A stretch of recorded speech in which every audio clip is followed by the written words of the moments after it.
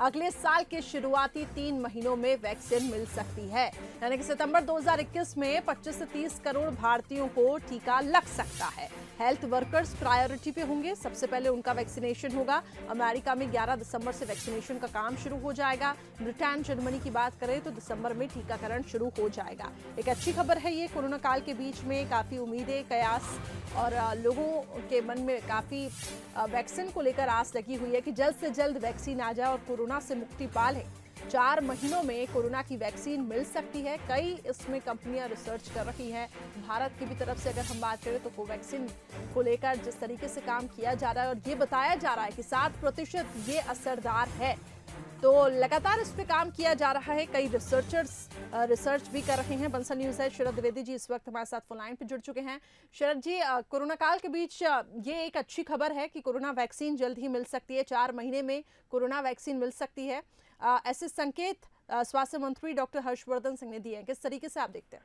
करिश्मा, बेहिचक ये इतनी उम्मीद से भरी खबर है कि अब हम ये कह सकते हैं कि शायद मैं कुछ ज्यादा बोल रहा हूं, लेकिन बोलने में पीछे नहीं हटना चाहिए।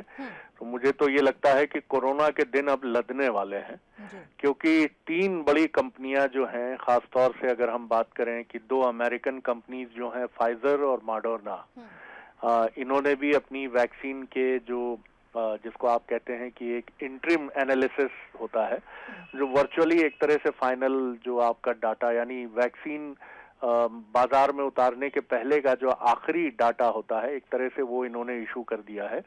और उसी के साथ जो ब्रिटेन की एक बहुत ही महत्वपूर्ण कंपनी लगातार काम कर रही थी भारत के साथ, उसका डाटा भी जारी हो गया है। तो ऑक्सफोर्ड की ये जो ब्रिटेन की वैक्सीन है, इसके साथ एक बड़ी अच्छी बात ये है कि ऑक्सफोर्ड एस्ट्रोजेनेका, ये भारत की एक कंपनी के साथ इसका उत्पादन जो है वो भारत में भी हो रहा है। सीरम इंस्टीट्यूट ऑफ इंडिया, ये भारतीय कंपनी है और करीब 100 करोड़ में वैक्सीन बनाने की डील हुई है। और इस कंपनी के जो सीईओ हैं वो पहले कह चुके हैं कि जनवरी तक ये वैक्सीन जो है ये भारत में लॉन्च हो सकती है। और सबसे महत्वपूर्ण बात है कि ये ऑक्सफोर्ड एस्ट्रोजेनेका जो ये वैक्सीन है, करिश्मा, ये करीब करीब 225 से 230 रुपए की एक वैक्सीन, यानी एक व्यक्ति के लिए ये पड़ेगी। जबकि इसकी तुलना में अगर हम देखें अमेरिका की फाइजर और दूसरी जो मॉडर्ना है, इन दोनों से ये काफी सस्ती है।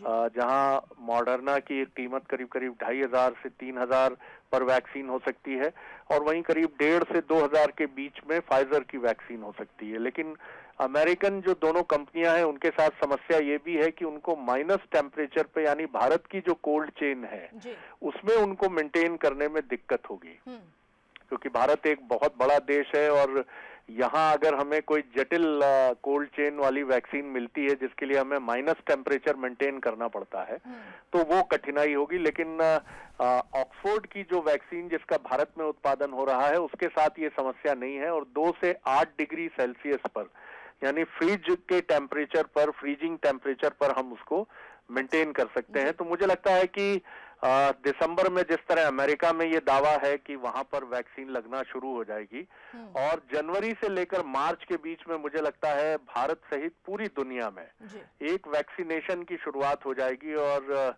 फिर वो गीत मैं गुनगुना ही लेता हूं कि कोरोना के दिन बीते रे भैया, अब सुख आयो रे।